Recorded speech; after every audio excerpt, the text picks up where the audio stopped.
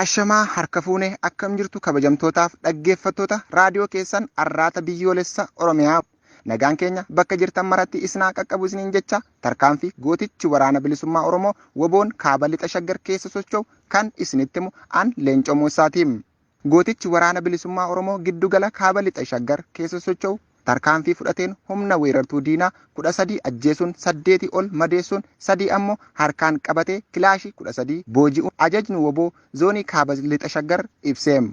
Reefi gaachanni uummata Oromoo woboon giddugala kaaba lixa shaggar ona Adaa Bargaa ganda Iluu Soddolbee keessatti tarkaanfii haxxee hidhuu fudhateen waraana naxanyaa haaraa irratti fudhateen 8 ol ajjeesuun 3 ammoo harkaan qabatee jiraam.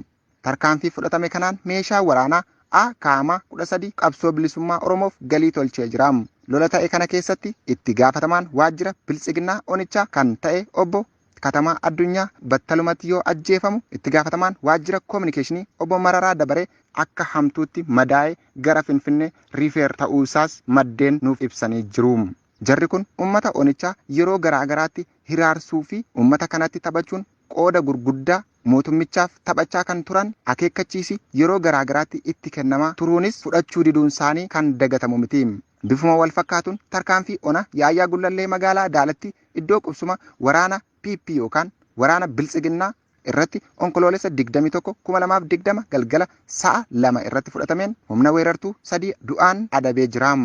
Ajaja woboo giddugala kaaba lixa shaggar onkoloolessa 22/2020 warraaqsi galaana uummataa itti fufa injifannoon uummata Oromoof.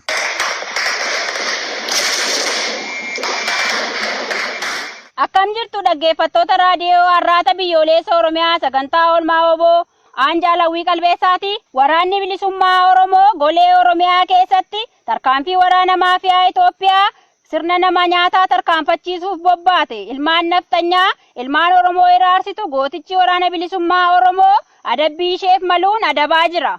Gaafa onkoloolessa 21 bara 2020 abdiin Oromoof Oromiyaa gootichi waraana bilisummaa Oromoo zoonii lixaa Cibraan Diddeessaa Buttaannaati muraasni Sichaa'oo godina Qellam Wallaggaa Naaqeebbee naannoo Shimalaatti tarkaanfii fudhateen ajajaa dhibbaa nama dhaabaa jedhamu dabalatee diina hedduu du'aa fi madoon adabee jira.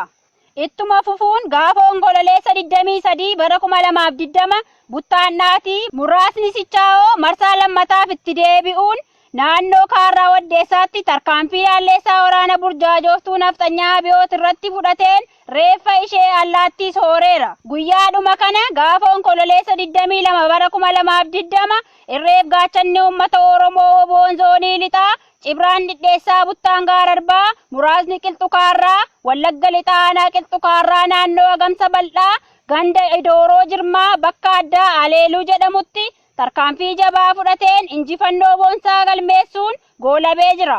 Cibraan Diddeessaa Buttaan Gimbii muraasni Gaaraa Abbaa Seenaa fi humni addaa Saglii Aduu Saafaa waliin ta'uun godina Wallagga lixaa aanaa Gimbii ganda Tolee bakka gabaa Kamisaa jedhamutti onkoloolessa 23 bara 2020 ganama tarkaanfii humna naftanyaa irratti fudhateen nama 10 battalumatti ajjeesuun kaan ammoo madoo ulfaataan adabeera. Tarkaanfiin keenya haga xumura gabrummaatti itti fufaa woboo zoonii lixaarraa horaa bulaa.